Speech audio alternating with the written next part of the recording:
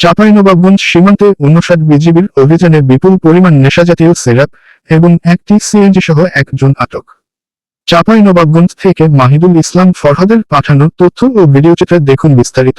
চাঁপাইনবাবগঞ্জের সীমান্ত এলাকায় চোরাচালান ও মাদক বিরোধী চলমান অভিযানের অংশ হিসেবে চাঁপাইনবাবগঞ্জের মহানন্দা ব্যাটালিয়ন বিপুল পরিমাণ নেশাজাতীয় সিরাপ ও একটি সিএনজি সহ একজনকে আটক করেছে। গোপন সংবাদের ভিত্তিতে ১৭ ফেব্রুয়ারি ২০২৬ তারিখ রাত ৯টার সময় সোনামসজিদ বিওপির একটি চৌকস টহল দল সীমান্ত পিলার ১৮৪ 4S হতে আনুমানিক ১ কিলোমিটার বাংলাদেশের অভ্যন্তরে উপজেলার কয়লাবাড়ি গ্রামস্থ নতুন ট্রাক টার্মিনাল এলাকায় এই অভিযান পরিচালনা করেন। উক্ত অভিযানের টহল দল একজন আসামি মোহাম্মদ ফরিদ ৪৫, পিতা মৃত আব্দুল জব্বার, গ্রাম চক্রবর্তী, পোস্ট কানসার্ট, থানা শিবগঞ্জ, জেলা চাঁপাইনবাবগঞ্জকে ফেন্সিডিল এর বিকল্প ৭৮ বোতল ভারতীয় নেশাজাতীয় ইএসকোফডিএক্স সিরাপ এবং একটি সিএনজি সহ আটক করতে সক্ষম হয়।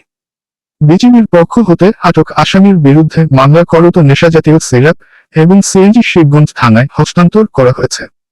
প্রসঙ্গত, এই ব্যাটালিয়ন বিগত ৩ মাসে সীমান্তে অভিযান চালিয়ে এ যাবৎ ৩,১০০ বোতল ফেন্সিডিল এর বিকল্প কয়েক ধরনের নেশাজাতীয় সিরাপ আটক করেছে। এ ব্যাপারে মহানন্দা ব্যাটালিয়নের ৫৯ বিজিবির অধিনায়ক লেফটেন্যান্ট কর্নেল গোলাম কিবরিয়া বিজিবিএম বিজিউএম বিষয়টির সত্যতা নিশ্চিত করেছেন। তিনি বলেন, বিজিবির দেশের যুবসমাজ ও ভবিষ্যৎ প্রজন্মকে মাদকের ভয়াবহতা থেকে রক্ষা করতে জিরো টলারেন্স নীতি অনুসরণ করে নিরলসভাবে কাজ করে যাচ্ছে।